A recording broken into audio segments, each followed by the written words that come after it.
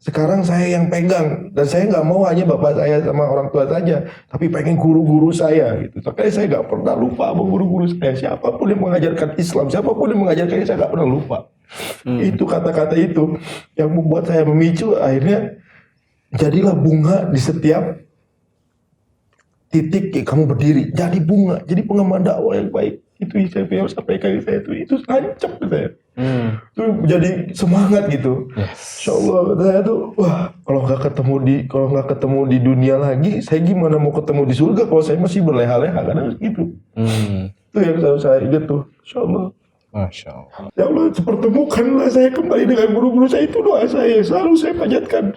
Baik. Alhamdulillah Ustaz Kamal guru saya.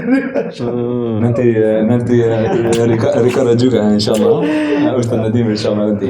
Insya Allah. Al hetgeen kan bijdragen om een eind te maken aan het onwaardig gedoe met khalifaat en heiligenoorlog mag op waardering aanspraak maken. Masya Allah.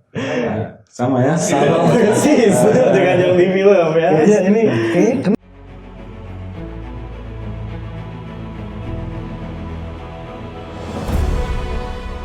Bismillahirrahmanirrahim. Assalamualaikum warahmatullahi wabarakatuh. Alhamdulillahirrabbilalamin. Wassalatu wassalamu ala ashrafi anbiya'i wa mursalin wa ala alihi wa sahbihi ajma'in amma ba'd. Para pemirsa JKDN Channel yang dirahmati Allah, pada malam hari ini saya sangat merasa terhormat untuk mengundang tamu dari jauh. Walaupun yang satunya nggak jauh-jauh amat, ya. Yang satunya tinggal di Bogor. Di sini ada Ustadz Faqih, dan satu lagi ini berasal dari Den Haag atau dari Belanda, Netherlands. Nah, perkenalkan ini ada Ustadz Mikail Hasan. Masya Allah. Assalamualaikum Ustadz. Waalaikumsalam. How are you? Alhamdulillah, I'm fine. Alhamdulillah. Very glad to be here. Very good. Senang sekali. Oh, so you can speak Indonesian? Bisa. Bisa. Bisa, alhamdulillah. How many language can you speak? Dutch, English, Arabic, Masya Allah. Bahasa Indonesia, Bahasa Indonesia. Sunda, bahasa Sunda. Seetik. Sunda language itu. Seetik. Selalu saya harus bilang itu ya. Saya tiga ya. But you just can say seatik. Ya. In other words? Badai kemana? Badai kamana. Naon cenah? Kunaon? Cenah. Iya. Jadi kebetulan di sini kita sama-sama ada darah Sunda ya. Ayah saya orang Bandung, ayah antum orang Bandung juga. Dan saya mendapat informasi kalau Ustadz Mikail ini juga orang tuanya ada yang dari sini. Telas. Mama saya dari Purwakarta. Purwakarta. Masya Allah. Sunda juga ya. Sundaan, tiasa Sundaan. Ya. So ketika bapak saya datang ke Indonesia, bernikah dengan mama saya dari Purwakarta, terus pindah ke Belanda. Masya Allah. Baik pemirsa JKDN Channel yang dirahmati Allah, sebenarnya kenapa saya sengaja mengundang dua orang ini, Ustadz Faqih dan Ustadz Mikail, karena kedua orang ini punya kisah yang saling mempertautkan antara Indonesia, Belanda, sejarah, dan bahkan perjuangan. Dan tentunya ini berkaitan soal perjuangan Islam. Jadi sebelum saya ke Ustadz Mikail, mungkin saya izin dulu untuk ke Ustadz Faqih. Masya Allah. Gimana kabarnya Ustadz Faqih? Alhamdulillah. Alhamdulillah. Mana Bu Niko? Alhamdulillah. Tegang nih saya juga terantum. Saya juga tegang ya, caraang. Cerah. Gimana? Jadi saya sempat dengar kabar kalau antum nih pernah tinggal di Belanda. Ya, dan di Belanda juga bertemu dengan Ustadz Mikail. Ya, betul. Mungkin bisa diceritakan. Ya, awalnya itu kan saya tuh lulus sekolah SD itu ditawarin oleh mama. Oke. Jadi dari kelas 4 itu saya tawarin untuk ikut, tapi saya belum bisa memutuskan. Nah, ada satu dan beberapa hal yang akhirnya saya putuskan untuk ikut mama ke Belanda. Alright. Jadi 2006 itu lulus sekolah saya di Bandung, Cibabat. Itu saya ikut dengan mama langsung ke Belanda. Di Belanda itu ya lumayan lama juga, 6 tahun di sana ya. Dari umur? Tahun. Dari lulus SD. Lulus SD. itu. Jadi SMP, SMA saya di sana. Alright. Ya. Cuman ya lika-liku kehidupan jadi yang luar biasa ya, karena perbedaan kultur yang jauh sekali gitu. Jauh sekali, apalagi saya pas lagi datang ke Belanda tuh ya nggak ada basic Islam banget kan. Cuman tahu ya paling Allah udah lah gitu. Cuman ya udah cuma batas itu aja gitu. Just know the name of Allah. Iya, cuman tahu itu aja. Cuman kita nggak paham lah ya sana-sananya pada awal itu. Jadi pandangan saya masih, Belanda tuh keren ya, teknologinya, kemajuannya dan lain-lain. Dari kampus ya, dari sekolah-sekolahnya kan gitu. Jadi hanya duniawi saja yang saya lihat gitu. Dunianya keren, gitu kan. Cuman ternyata ya ada kemunduran berpikir yang saya lihat. Gitu. Tapi setelah Mungkin saya akan lebih afdol kalau nanya soal kemunduran berpikir di Belanda langsung ke warga negaranya sendiri. Ustaz Mikhail ya. So what's your opinion about Islamic lifestyle in Dutch that's opening the secular lifestyle in Dutch or in Europe? I think it's very hard to enjoy a good Islamic lifestyle in Europe, also in the Netherlands, because it is a secular country, and from the Middle Ages, the religion is not really popular. Because they had the Renaissance, and so a lot of people have a very bad opinion about religion. Especially now, I think more than 50% of the population of Holland is atheist or is agnostic. 50%. So, more than 50. So they're one of the most atheist countries in Europe. So it's not identical anymore with Christian? No. So a lot of the churches are also empty. Some of them become mosques also. Become mosques. But it's very hard because you see that the secular lifestyle, it really it really kills religion. It really kills religion. You see the effect with the Christians, that they really a lot of them left their religion. And you see that the Muslims is also a challenge for them, because the secular lifestyle, it doesn't centralize religion anymore. So if you look at The Hague,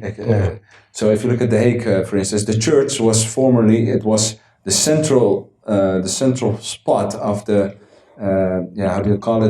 of the city, right? And there was water around it, but now if you go there, no, it's not. It's like more the shops and everything. So you see that religion is also mocked by, and if you speak with people about religion, they don't really like it. So especially if you're a Muslim, so there's a lot of stigma and there's a lot of attacks against the Islamic ideology, because people are afraid. Islamophobia. There's a lot of Islamophobia. There are parties like Geert Wilders and others that also. Geert Wilders. I also heard about him. Yeah, so he's actually from Indonesian descent. Do you know that? Yeah. Zijn moeder toch? Yeah, I think his mother was Jewish or Indonesian. He has Indonesian roots. Right? Oh, right. So you see that there's a lot of hate going on. They don't understand religion very well. There's a lot of propaganda from the media outlets that really paint a picture of Islam that is really backwards and oppressing people. And that's why it can be very hard. And also we have the challenges of the dunya there, and the secular lifestyle, that everything is about money, everything is about career. And so it's very hard for people to stick with their Islamic principles, also because they're very free. They can do anything. They can drink alcohol, they can do drugs, and they go to prostitutes. So all this freedom is really a big seduction to the Muslim youth, and very hard for them to stay on the Islamic guidelines.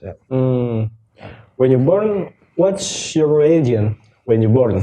I was alhamdulillah born as a Muslim, because my mother is alhamdulillah Muslim, and my father became Muslim when he married my mother. Mu'allaf. Yeah, mu'allaf. MashaAllah. So that was I was born a Muslim, but when I grew up, she tried to educate me in some Islam, but I was not really interested. I also went to a Christian school.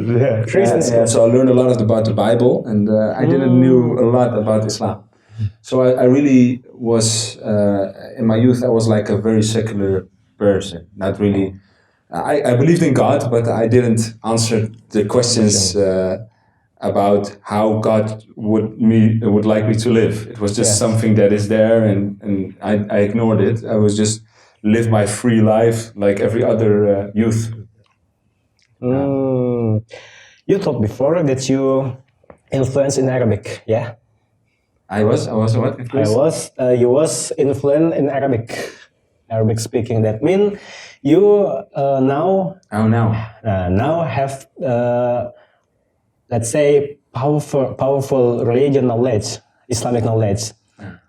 How did you become from graduate from Christian school that now you can speak Arabic, learn Islamic ulumuddin, and I hear you have to become a permanent speaker in Al Ikhlas.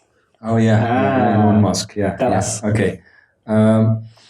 First, I'm not very powerful. I do not have a lot of more knowledge. I just try to what I have. I try to share it with other people, and I really love to learn about Islam and to change myself and change others. But to be if I have to tell about that, I was living my life just like everyone else, like every other youth. I was really busy with soccer, with playing football and everything, like a lot of Dutch boys, right? But when I was like about 18, 19 years old, I was just thinking about life more. And there was one person in my class who was from Turkish descent. Turkish. Yeah, his name was Metin. Metin, yeah. Yeah. And he was not a practicing Muslim. He was not really praying or everything. Yes. But he said, because we were in our exam years, he said to me, hey, should we go to the masjid? This is because he knew that I was calling myself a Muslim. Yes. Hey, let's go to Jummah. I said, why? He said, yeah, I usually also don't know. I don't go, but it's like we have exams, right? So it's good to go. so Pray to God. Yeah, pray to God for Alhamdulillah. So I just went. I thought, okay, why not? Yeah. Just try it. I never went to Jummah before. And I didn't know what to expect, right? Yes. So I went with him, and there was a Turkish mosque full of Turkish people, and I was there like a bit malu. Yeah, I was just there, and he taught me how to do wudu. I didn't know, so okay, I did it with him, and then we prayed the salah, and I just followed the other Muslims that were there, and afterwards, when we get out, I really felt a bit embarrassed about myself. I thought, how can it be that I don't know anything about this? That I say I'm a Muslim, I say my parents are Muslims, or my mother is at least a Muslim, and I don't know anything about religion. It's really bad, actually. Yes. So then I started thinking more about religion at the broad sense. So then I thought the following step. I thought, my mother is Muslim, but that doesn't mean that Islam is the truth. Maybe atheism is the truth, or maybe Christianity is the truth. It's not good if I just follow the religion of someone else without any evidence. I have to have any evidence, right? So at that time, also my brother, I'm a twin brother, right? Yes, Mr. Nadim. He also had like the same questions. He went to be a Christian because he had a Christian girlfriend. But when he broke up with her, then he was also thinking about life, thinking about. After broke up. Yeah. He's sad. Yes. He wants to know, okay, what is the next step in life, right? Oh my God, my heart. It's broken. So we were just discussing because we had a very good relationship still today. Every night we would discuss everything. Every night. Yeah, so we sleep in the same room, and then every night, everything that we have seen today, we just discuss it and have conversation about it. And then we had also a conversation about religion, and then we said, okay, we have to study it. We have to know what's the truth. Yes. So then we decided I should read the Quran in English, in Dutch, and he the Bible. Berbagi peran. So we did that, and we exchanged ideas, and we were more interested in Christianity because I didn't understand the Quran at that time. If Allah says Qul Huwallahu Ahad, say Allah is one, then I would read and I say Allah is one, and then wait for a miracle to happen or something. Because Allah says say Allah is one, right? Yeah. So I didn't understand the book at all, and we already knew the Bible. But then one night there was we had like a home party, and then there was sleeping over an Algerian friend. and he was doing he was not doing Islamic stuff, he was not praying, not fasting, doing a lot of bad things. But he said to us, so there's a really big, nice lesson that you never should underestimate someone, because goodness can come from anyone. Yes. Yeah? So we were sitting there with him, and we told him we want to think about becoming a Christian. And then he said, Christianity is a very nice religion, but you should never forget where your mother comes from. She's Muslim, so you should do more research. You should give it a chance more. Then we said, okay, maybe you're right. We should do more research. And then, to be short, then we met some at one majlis. We were sitting with the Indonesian community, and there was one person. It was Om Hansha. Yeah. He's in the same. He helps you and he helped me. So he's a very special person, actually. Yeah? So we were Om Hansha, and then he tried to explain us about Islam a bit, about Ramadan, but we didn't understand. So we had a lot of questions. And behind us there was a woman with a hijab, was giving milk to her baby, and she saw that we had a lot of questions. So after the session, she went to my mother. She said, "I see that your sons have a lot of questions." She said, my husband, he knows a lot about Islam. He can teach your sons. So okay, why not? So then we arranged a meeting. So we went to Breda. Breda. So we went to Breda in the south of Holland, and there was like halal bi halal. Halal bi halal festival. It was that time not really Islamic, but it was nice to gather with people, right? Yes. So we went there, and then we saw him, and I was really amazed because he was very white. He was very Dutch. He's from Friesland. Friesland is the north of Holland. Yes. He is more white than me. He is more blue. He is just. If you see him, he's just Dutch. A real Dutchman. 100% Dutch. 100% Dutch. So when I saw him, I said to myself, what can I learn from this man? He's not Indonesian, not Moroccan, not Turkish. What can I learn? He's a Dutchman. I should teach him maybe, But afterwards, he came to us once in the 2 weeks, and subhanAllah, he amazed us. Because why? He taught us Islam in a very special way. In Holland, if we say ik geloof, is geloof een zekerheid of is het geen zekerheid? Weet je dat nog? Als ik zeg ik geloof dat ik jou heb gezien. Ja, zekerheid. Nee. If I say in Dutch, ik geloof, I believe I saw you. It's also in English. I believe I saw you on the market. Is this certainty or is it uncertainty? I believe I saw you. It's uncertain, right? So I believe I saw you yesterday. Ik geloof dat ik jou gezien heb. Toch? Yeah. So in the Dutch language, it's already that belief has no evidence. So a lot of Dutchmen also say, believe there is no evidence for it. You just have to believe. All right. So then he came with evidence from the Aql, right? He had rational evidence why God exists, and why Islam is the truth, why the Quran is a miracle of Allah. And when that came together, then we said, subhanallah, Allahu Akbar. Iman. We were so happy. We said, we jumped really. And Kamal was also with us. Ustad Kamal. Yeah, was also with us. Kamal. Yeah, and then we just jumped and said, Alhamdulillah, we're on the right path. Like that. And our mother is on the right path. Indonesian Muslims are on the right path. So Alhamdulillah, we should take this and change our whole lives. And from that point on, we changed everything, and we began to discuss with everyone that we saw about Islam, asking questions. And then we saw, if it comes to studying Islam, then the road began to studying Islam, also Arabic. Because we saw that we want to learn more and more and more, actually. All right. So that was a decisive moment in history, in your history. Yeah. What is name? The person that bring you to Islam? The name is Ustad Idris. Ustad Idris? Yeah. Idris? De Vries. Idris de Vries. Yeah. I was read many of his articles.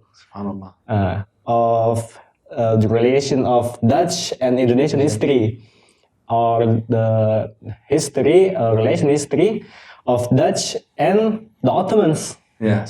So he is bahis, peneliti, peneliti tentang sejarah, tentang agama. Ustadz Idris de Vries sering muncul tulisannya juga itu. Masya Allah. So I have found the link that meeting you and Fakih. Ya, you meet up in Indonesian community. Yeah. Yes, and how the first Masya Allah. the first naon eta pertemuan Meeting, ya. meeting ya. First meet. Your first meet ya First meet. with Ustadz Mikail Hasan. Masya Allah. Jadi ya base Indonesia. Bahasa Indonesia aja. Indonesia aja ya.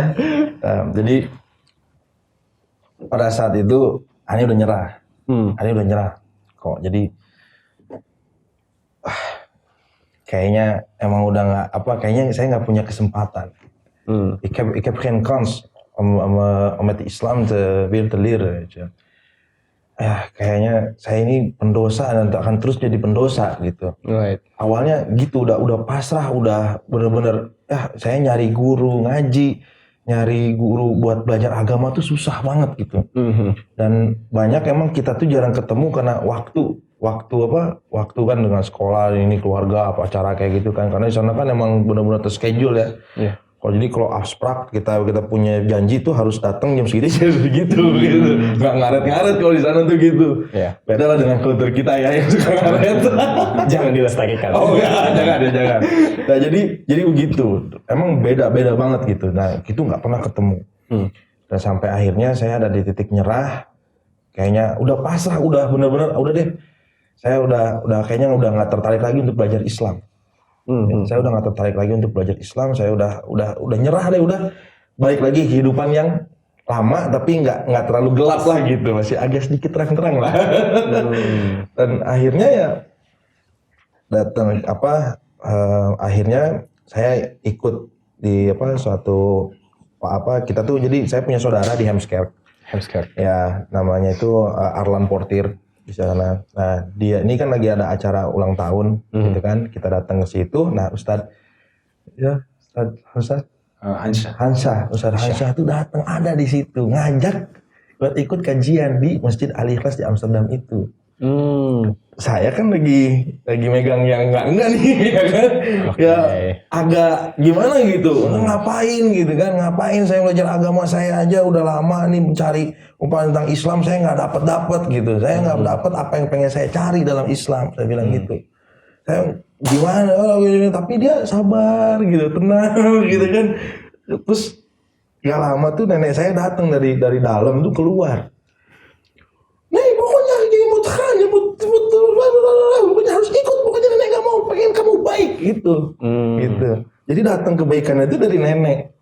Okay. Ya, akhirnya saya nyerah kan, ya udah deh saya ikut deh gitu kan. Saya ikut kajian itu, seminggu kemudian saya berangkat, itu perjalanan luar biasa ya, insyaallah. Nah inilah mungkin ya hadiah dari Allah nih. Gitu. Ini hadiah dari Allah atas mungkin ya perjalanan, pencarian, kesabaran mungkin ya.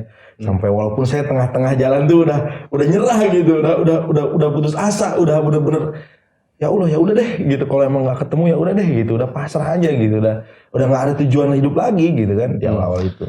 Sampai pada akhirnya saya nyampe ke Masjid Al Ikhlas, saya ambil air wudhu. Itu pertama kali saya ambil air wudhu. Dia sebagai junub terus ya. Suasananya adem. Alright. Het is heerlijk, echt. Het is echt net als in de winter, maar het is niet koud.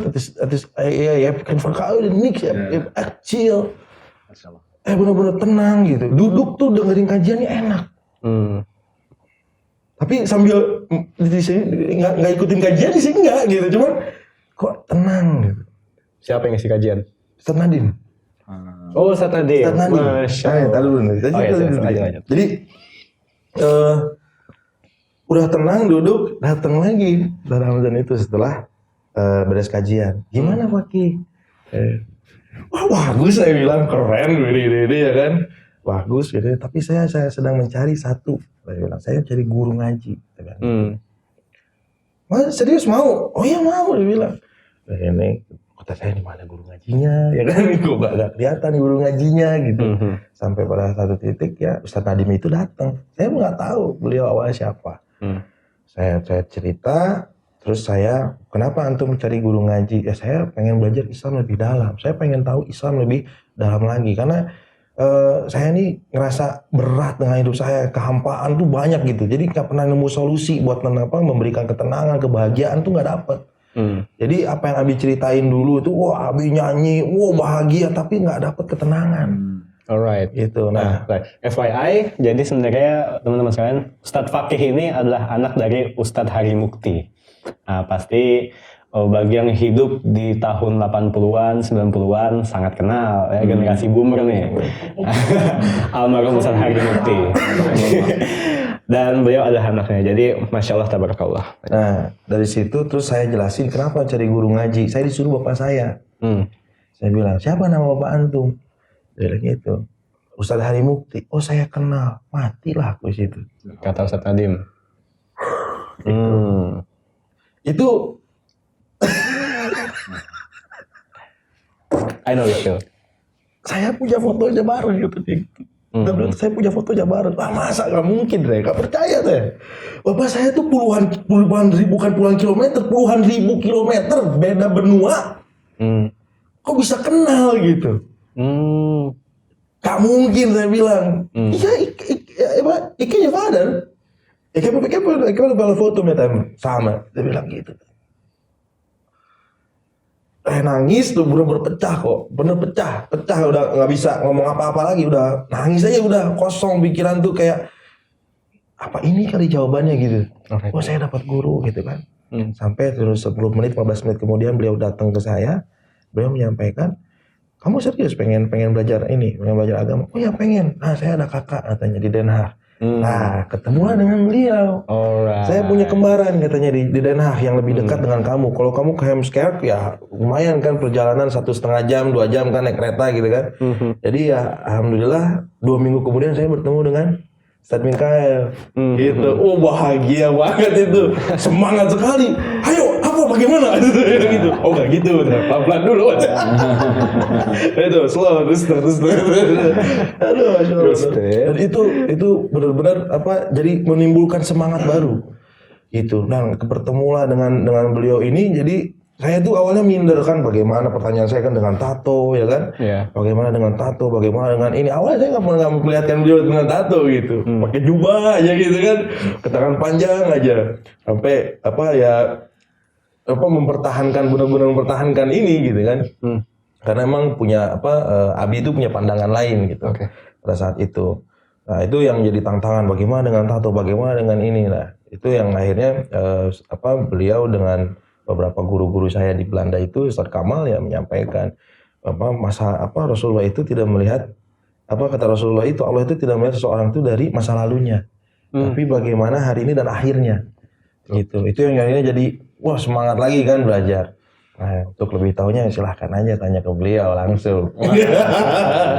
Guru Ani nih, Bos. Saya bahagia banget nih 11 tahun gak ketemu. Aduh ya Allah. Ya Allah. JKDN mempertemukan saya dengan guru saya. Alhamdulillah. Syukur yang tidak terbayarkan. Alright, what's your opinion when you in the first time meet Fakih? Yeah, mashallah. When I met him, I first spoke with my brother and he told me the story and I was really amazed. Because you don't know that the time that my brother was at the mosque and giving a lecture, it was the only time back then, because back then we didn't give lectures there. So it was the only time. After that, we have 4 years. We didn't went. Now it's 4 years. It is new, now. In this year is for the first time that we give lectures there. Masya Allah. So how many years have this been? How many years have we not seen each other? Ongeveer 11 jaar nu. Yeah, 11 years, right? So 2012, yeah. Yeah. So like 11 years ago, my brother gave a lecture there, but 11 years after that, we didn't give a lecture there. MashaAllah. So it's as if Allah subhanahu wa ta'ala has placed my brother there, just for you to get you in touch. Wah, So, you didn't know, eh? Wist je niet, hè? ik wist het wel. Yeah. Subhanallah. It's a miracle. Yeah, it's really a miracle. Subhanallah. Miracle from Allah. Yes. So he told me this story that the son of Hari Mukti is there to Allah. That you were there, and that Allah subhanahu wa ta'ala, that my brother inshallah has spoken with you, and that you were interested to speak in Islam and to learn about Islam. And then we met up, and I thought this was a very enthusiastic brother, mashallah. Yeah. He had just like his father, like a big head and a jubba, and nobody of us was wearing a jubba, but he was wearing one, and it was like, it was very semangat, I really want to learn, and he came at my place, and every week we did some Islamic teachings. Alhamdulillah, we saw him grow and grow and grow. But we knew also that, Allah, the Prophet ﷺ said, "Al-mar'u ala dini khalilihi falyanzur ahadukum man yukhalil." The person is in the religion of his friends. So watch out who is your best friend, right? Exactly. And we know that Ustad Faki had had not very good friends in the past. Yeah. So we knew that it was very important for him to get a new environment. And that's when he had the chance to come to Indonesia, we really pushed him to go. He had some doubts, but we said, no, what are you going to do here? Right? You have the chance now to go to your father, to be taken care of, to have a good environment, and to learn Islam more. So you should go. And so I think it was very short our time with each other. I think it's maybe a half a year. Ja, we did Ramadan and everything. 6 maanden. 7 maanden. 7 maanden. 7 maanden. Like 6-7 months. And then our brother went to... Ik was echt verdrietig toen die zei, ik wil hem nog 1 keer zien. Jadi, ik sms, was er nog een BBM, hè? Was er nog een Blackberry, hè? Blackberry Message. Blackberry Messenger. Ik zei tegen hem, ik ga naar Indonesië. Saya mau pergi ke Indonesia, saya bilang. Terus udah gitu, Ustadz Mikael tuh ngomong sama saya, itu sedih saya itu. Tapi semangatnya gini. Saya Faki di mana? Saya udah di Den Haag Sentral. Saya udah di Schiphol, saya bilang. Oh ya sudah, kamu pulang saja ke Indonesia. Kalau kita nggak ketemu di dunia lagi, kita ketemu di akhirat. Doakan saya, itu yang selalu saya ingat. Masya Allah. Karena Abi saya itu yang membuat semangat Abi dalam berdakwah, dalam mengaji, dalam mengkaji Islam itu ingin membawa ayahnya ke surga. Kan itu kan. Nah, sekarang saya yang pegang, dan saya nggak mau hanya bapak saya sama orang tua saja, tapi pengen guru-guru saya gitu. Makanya saya nggak pernah lupa sama guru-guru saya. Siapapun yang mengajarkan Islam, siapapun yang mengajarkannya, saya nggak pernah lupa. Itu kata-kata itu yang membuat saya memicu, akhirnya jadilah bunga di setiap titik kamu berdiri. Jadi bunga, jadi pengemban dakwah yang baik. Itu saya harus sampaikan saya itu nancap saya. Itu jadi semangat gitu. Insyaallah saya tuh kalau nggak ketemu di dunia lagi, saya gimana mau ketemu di surga kalau saya masih berleha-leha, kadang gitu. Itu yang saya ingat tuh. Insyaallah. Masya Allah. Itu yang saya bilang, makanya kemanapun saya berangkat, kemanapun saya pergi, itu ingat. Saya selalu ingat tuh perkataan Kiai Umar. Pokoknya kalau antum melakukan setiap kebaikan, ingat orang-orang yang dulu pernah ngajarin antum gitu ya. Ingat orang-orang yang dulu yang pertama kali ngajarin antum Islam. Ingat orang-orang yang selalu mengajarkan antum kebaikan gitu ya. Karena apa? Ya tadi orang yang tadinya terlihat buruk ternyata dia membawa kebaikan buat kita, kan gitu. Jadi nggak apa ya, kita nggak bisa menjustifikasi seorang dari situ gitu kan. Akhirnya saya harus dakwah, belajar. Itu yang jadi semangat saya tuh. Karena ketemu antum di Tangerang, kemana, pokoknya berangkat aja gitu tuh. Pokoknya berangkat aja gitu kan. Nggak tanpa mikirin ongkos, tanpa mikirin diri. Kadang-kadang gitu, baju yang ada bawa aja gitu kan. Oke. Gitu. Makanya itu yang jadi semangat saya. Pertama, kalau lagi saya nggak ketemu, saya udah di pesawat nangis terus. Saya berdoa gitu kepada Allah, ya Allah, kepada guru-guru saya, kepada para teman-teman saya, para pengemban dakwah yang memang mereka ini yang ada di Eropa itu, saya tahu medan dakwahnya luar biasa kan gitu ya. Saya doakan lindungi mereka, lindungi guru-guru saya gitu, lindungi guru-guru saya, berikan mereka kesehatan, sejahterakan mereka gitu ya Allah. Ya Allah, pertemukanlah saya kembali dengan guru-guru saya, itu doa saya, selalu saya panjatkan. Alhamdulillah Ustaz Kamal guru saya.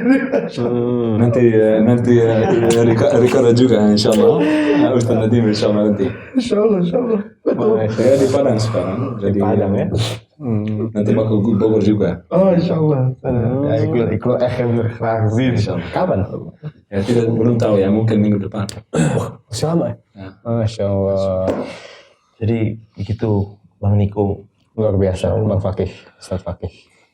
Jadi pemirsa JKDN semua, bicara hidayah ini memang sebuah keajaiban. Saya dulu juga tergerak untuk mengkaji Islam, lebih giat beribadah, itu juga melalui perantaraan orang-orang yang membawakan kita kebaikan. Ya, cuma beda aja ya, kita mau orang Tangerang yang bawain ya. Kalau antum nih, ya. Kalau Ustaz Fakih, ya dimana keajaiban Allah itu ada setiap bumi ya. Menemukan hidayahnya itu di Belanda. Nah, tapi ini juga podcast mengenai history ya, JKDN. Nah, sesuai namanya Jejak Khilafah di Nusantara. Dan FYI, kalau misalkan teman-teman sudah menonton film Jejak Khilafah di Nusantara yang kedua, di situ ada satu sosok yang kita sorot. Dia punya nama itu Snoek Hurgroje, ya, seorang orientalis dari Belanda. Kita sertakan tulisan beliau ya di sebuah koran yang terbit di Den Haag, dan dari situ kita meminta tolong kepada seseorang untuk voice over suara Snoek. Nah, ini belakang layarnya. Voice over dubbernya adalah Ustadz Mikail. Nah, saya mau tes Ustadz Mikail ya. Jadi itu perkataan Snoek Hurgroje juga saya cantumkan di buku yang saya tulis, Khilafah dan Ketakutan Penjajah Belanda, The Caliphate and the Dutch Colonial Fears. Ya. Nah, sebentar. Dan ini perkataannya ditulis tahun 1916. Saya harus baca. Mau nggak dibaca? Ini. From here. Ja. Al hetgeen kan bijdragen om een eind te maken aan het onwaardig gedoe met kalifaat en heiligenoorlog, mag op waardering aanspraak maken. Masya Allah. Sama ya? Sama persis dengan yang di film ya. Kayaknya ini kenal dia sebenarnya ya. Iya. Nanti ini di podcastnya cantumin juga ya bro. Cuplikan. Oke. Nah, bicara soal Snoek Hurgroje, kita di Indonesia ini sangat mengetahui sejarah Snoek itu adalah seorang Belanda 100% Dutch, ya, originally Dutch. Tapi dia itu juga influential in Islamic studies, in Arabic studies, ya. Dan pada masanya juga dianggap sebagai mufti Hindia Belanda, ya. Nah, tapi kita lihat, what's your opinion about this person, Snoek Hurgroje? Yeah, Yes. it's a good question. I think in Holland a lot of people look up to him because he was one of the first big Orientalists, and he was very successful in what he did in studying Islam and Arabic. And it was like this whole idea of Orientalism was not to study Islam and Arabic for the benefit of Islam, but it was actually against Islam. It was actually an intellectual war against Islam. So what this Orientalistic people did, they learned Islam to break it and to cast doubts in the hearts of the Muslims. You know, so or to gain like what he did, to gain authority among the Muslims. So he really was deceptional. He really he was also the first one. I think he made photographs of the Kaaba also, right? Yes. So he pretended to be Muslim, went to Mecca, and also went to Indonesia to help colonialism there, and he made misuse of the fact that the Indonesian people really trusted him and saw him as a very big figure, right? They saw him actually as Kiai, right? Yes, Kiai. Yeah, subhanAllah. So it's the biggest status among the ulama, right? So, I don't have a good opinion of it. Actually, yeah, and it's natural because I'm Muslim and I have to be loyal to my religion. And I think he was an enemy of Islam. He wanted to destroy the Muslims and Islam, and he was very successful in it actually to help colonizing the Indonesian people and to advise them and to mislead the Indonesian people also with this Islamic status. And he was just a liar actually. Liar. Yes. So I found the archive from the Ottoman in Istanbul that talk about the people like Snoke Kronya. It's written by Mehmet Kamil Bey. He was the consul of the Ottoman Caliphate in Batavia, and he say in Osmanlıca or Old Ottoman Turkish, he say Olan Hollandalı Snoke nam munafiken bu kır ahalaya ihvala gelişmek ve kendisini devlet eliyor and others. So it's told by the Council of Ottoman that live in Batavia. He say Snoke Groningen is munafik. Munafik. You already know it. Yeah. Munafik. That he pretend to become Muslim and become the special utusan. Special consul of Ottoman in Aceh. So he menipu, ya. Menipu itu, ya pokoknya menipu lah, menipu orang Aceh. Capek juga Inggrisan ya. Aduh, jadi TOEFL saya sebenarnya bagus ya, cuma belum sampai level advance ya. Intinya ya, turn in Indonesia. Intinya orang-orang Aceh itu sempat mengira Snoke Groningen itu emang benar-benar utusan Khilafah Utsmani, gitu. Sehingga emang dia sukses menipu besar umat Islam di Indonesia pada masa itu dan menganggapnya sebagai kiai. Saya nggak yakin orang seperti Snoke ketika dia itu mengaku sebagai Muslim, dia kan syahadat di Mekah, ya. And the Mekah scholars say azharta islamak, engkau telah menampakkan Islammu, ya. Fa anta musliman, maka anta adalah seorang Muslim, diakui oleh ulama Mekah. Dia berburu kepada ulama-ulama Jawi yang ada di Mekah, tapi saya nggak yakin apakah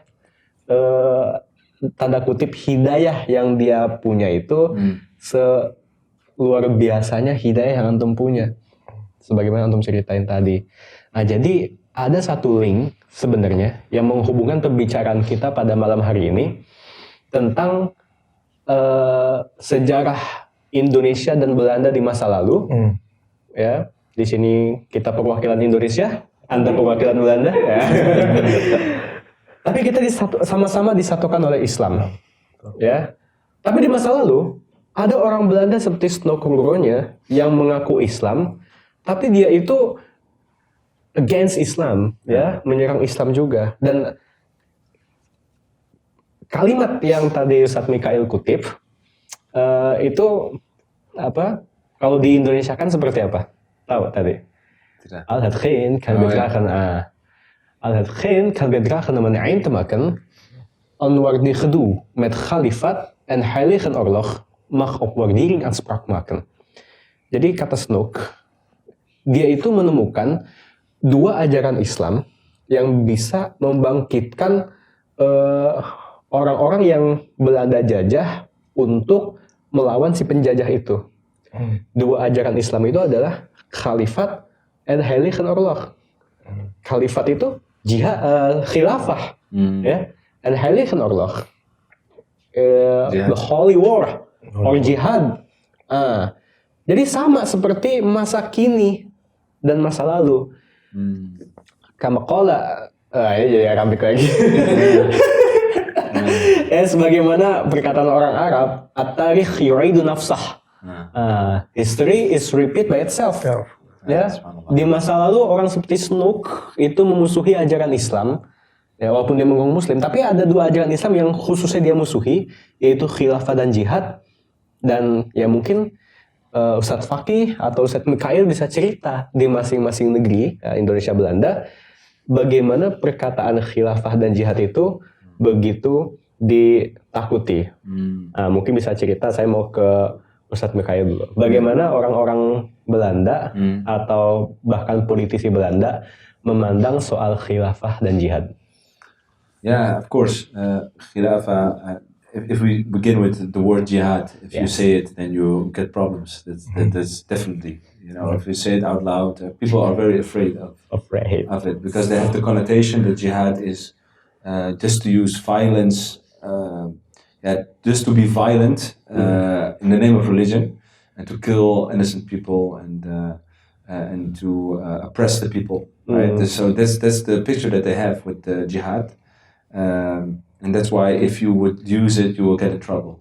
So it is really in the media propaganda. So they also call the people of ISIS like the jihadists, the jihadist movement, and also like the Taliban, etc., etc. So they really paint a picture that everything what has to do with jihad is a thing that you should be afraid of. And actually, if I look to myself, like 11 September, at that time, also the term of jihad was also coming up. Yes. Even I was afraid of it, Oh, maybe they come also here and they will conquer it, But I can say I'm Muslim, But actually, they're really making people scared of something that they don't know. Yes. They don't know the concept of jihad and how it differs from colonialism, which is far more worse than jihad, right? Yes. And if it comes to the caliphate, it was not really well known before ISIS. Before ISIS, there was Khilafah, like caliphate. It was known, but not very popular known, right?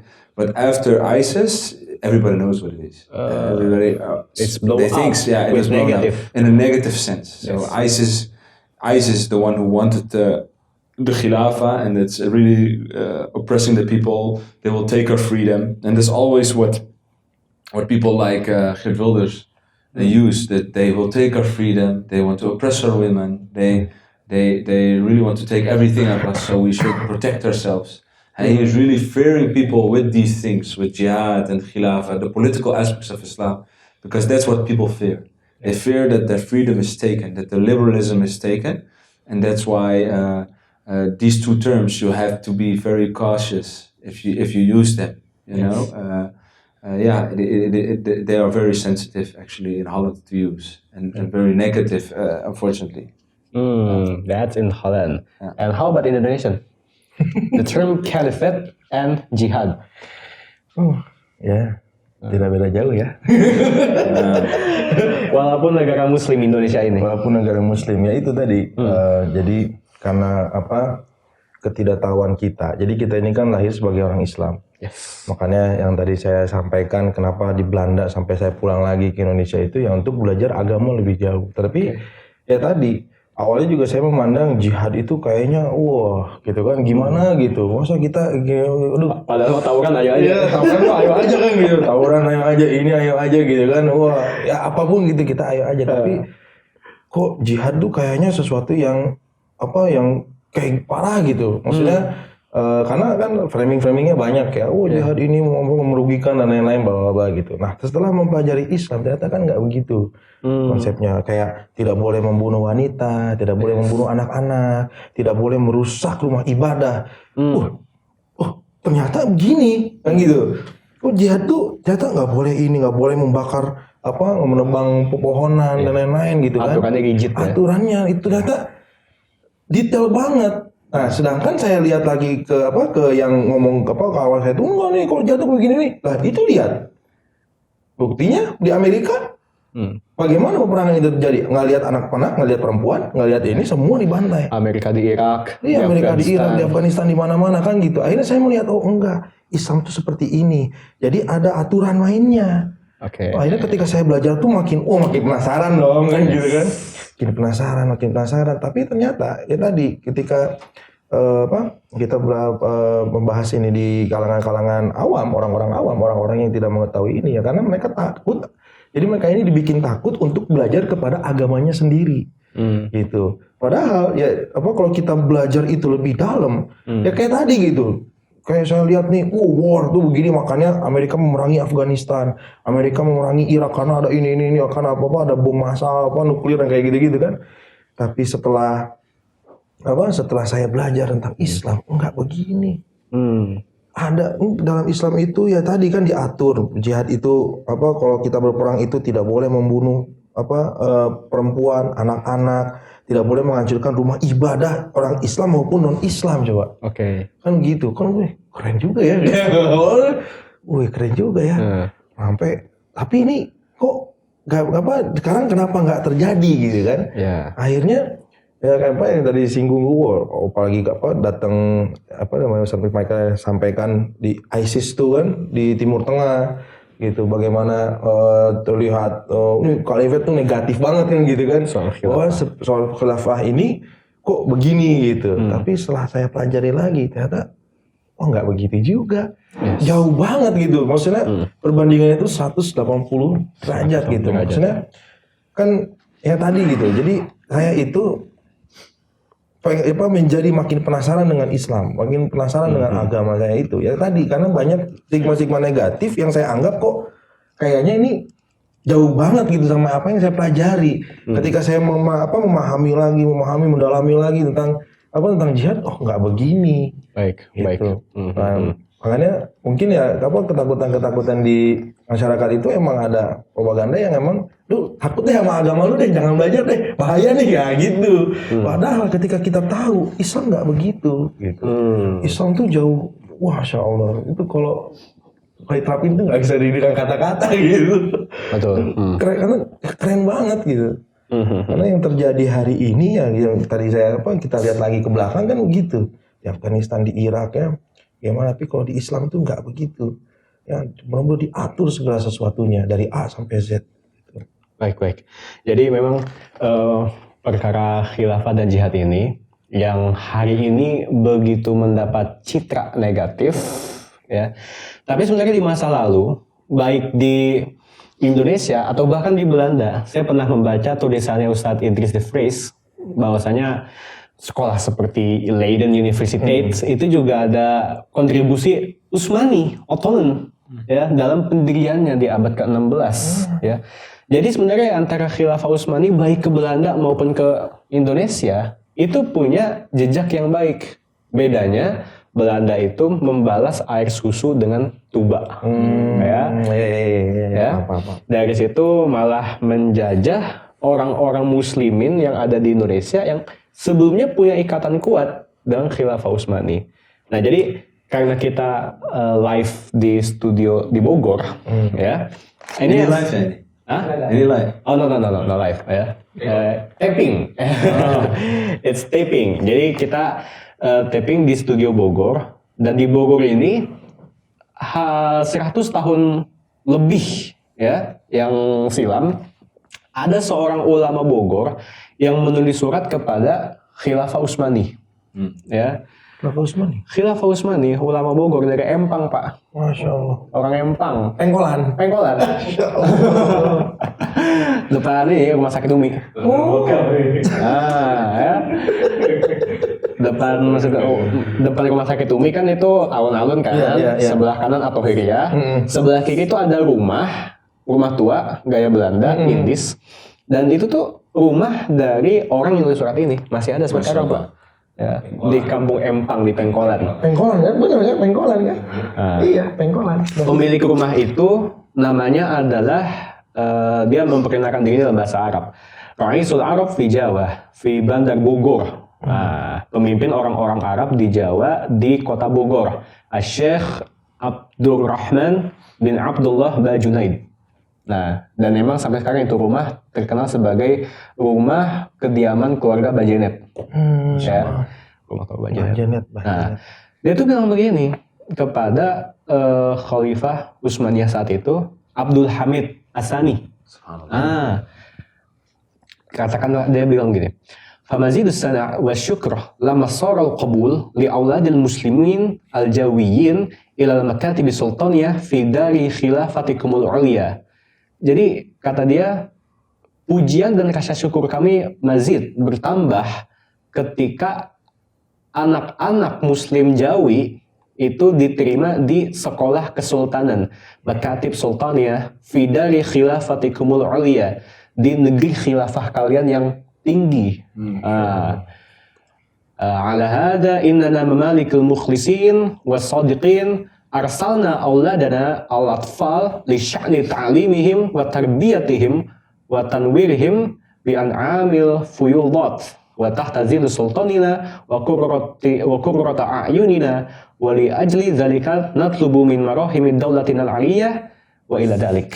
Intinya dia itu mengungkapkan rasa syukur ketika anak-anak Bajenet dan segenap anak-anak Jawi Indonesia saat itu diterima sekolah di Istanbul. Masya Allah. That's the history in Bogor. Jadi kota ini pun itu juga punya hubungan yang luar biasa dengan Khilafah Utsmani. What was his function of the person that sent the letter to the Ottoman Sultan? What was he like a major of or mayor of Bogor, or was he like a sultan, or what? He was the leader of the Arab community. Arab community in Bogor. It's called in the past Pekojan. Pekojan. Empang, ya.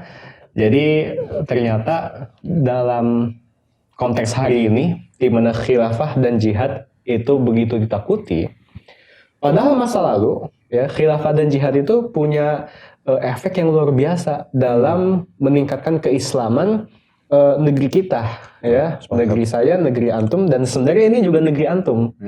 Karena tadi mama kamu orang Purwakarta, ya. Alhamdulillah. Jadi di atas segalanya, nahnu muslimun qabla kulli syai'. Ya, kita adalah muslim sebelum segala sesuatu. Tidak peduli saya orang Tangerang, padahal asli nama Bandung, cuma tiasa Sundaan, ya. Tapi tidak peduli, saya Muslim, Ustadz Fakri Muslim, dan luar biasanya Ustadz Mikail juga Muslim. Alhamdulillahirabbil alamin, ya. Jadi mungkin ada lagi yang mau disampaikan? Cukup sebagai mulakhas closing statement about our conversation tonight. Yeah, I think you made a very nice link between the two stories and the history. And I think the great lesson that we should learn as Muslims that history tells us that we should always be proud of who we are, and we don't know who we are if we don't know what our past is. Right? So that's right. I really think it's amazing what you're doing here with bring the history to the Indonesian people. Because if I also look in the Netherlands and also in my family in Indonesia, you see that they know very little about the link of Islam with the Islamic history of Indonesia, and it's especially the political Islamic history. Yes.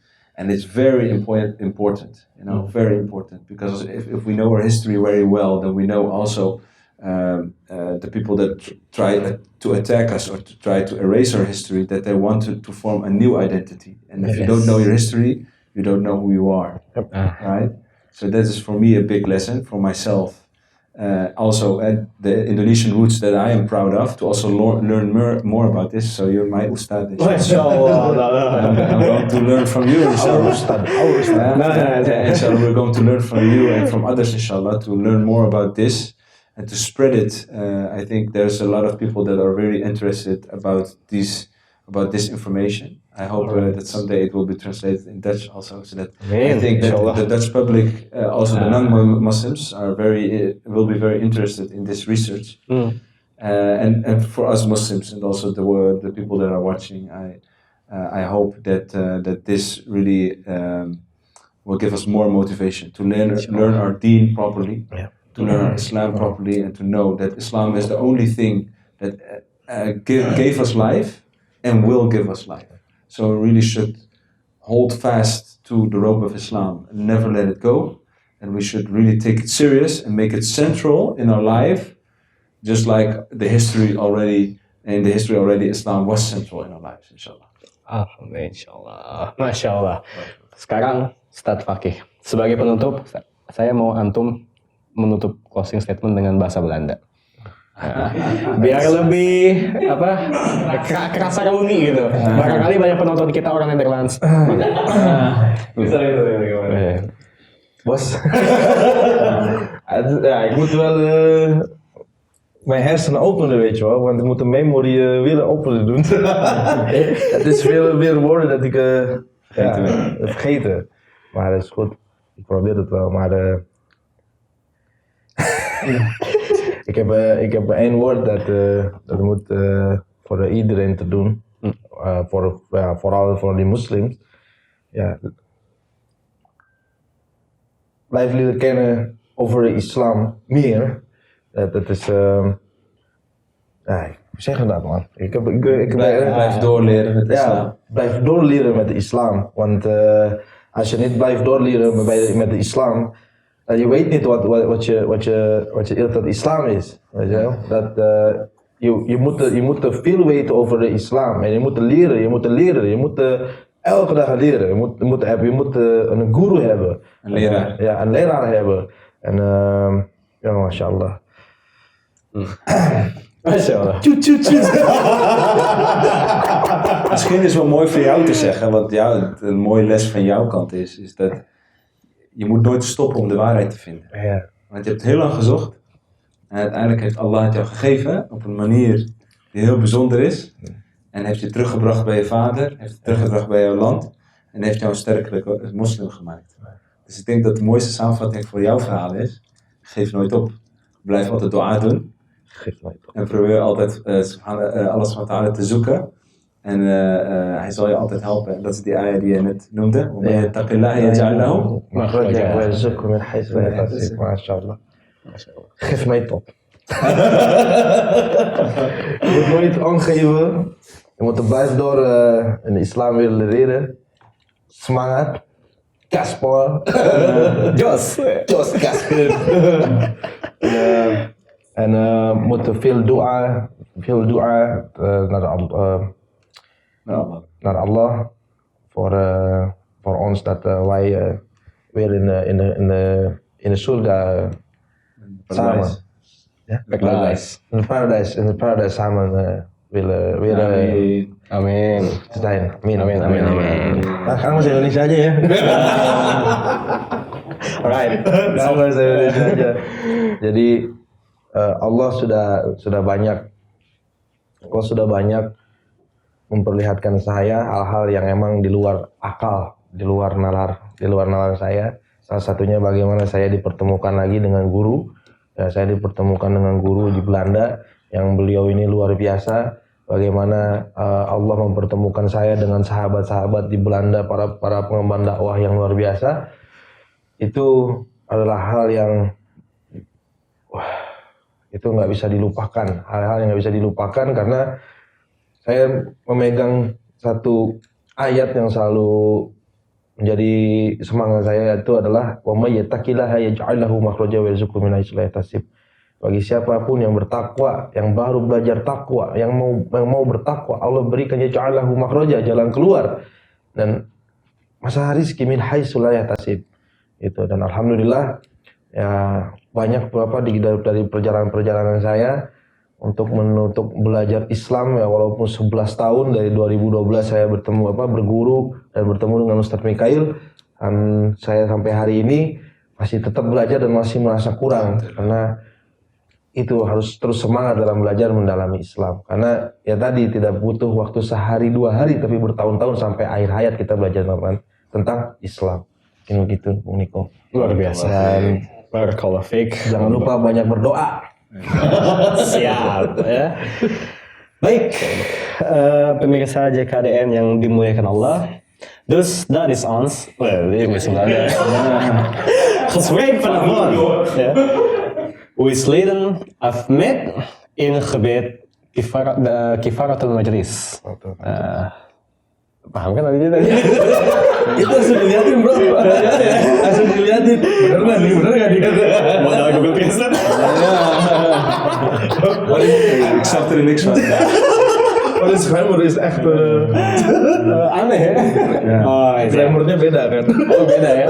Itu bahasa Belanda Agak ke kiri-kiri lah. agak cekek gitu. Baik, saya tidak menyimpulkan karena kesimpulan sudah ada pada Ustaz Mikail dan Ustaz Faqih dan Dus. Jadi kita tutup pertemuan kita pada malam hari ini dengan doa kifaratul majlis. Alhamdulillahirabbil alamin. Subhanakallahumma wa bihamdika asyhadu an la ilaha illa anta astaghfiruka wa atubu ilaik. Assalamualaikum warahmatullahi wabarakatuh.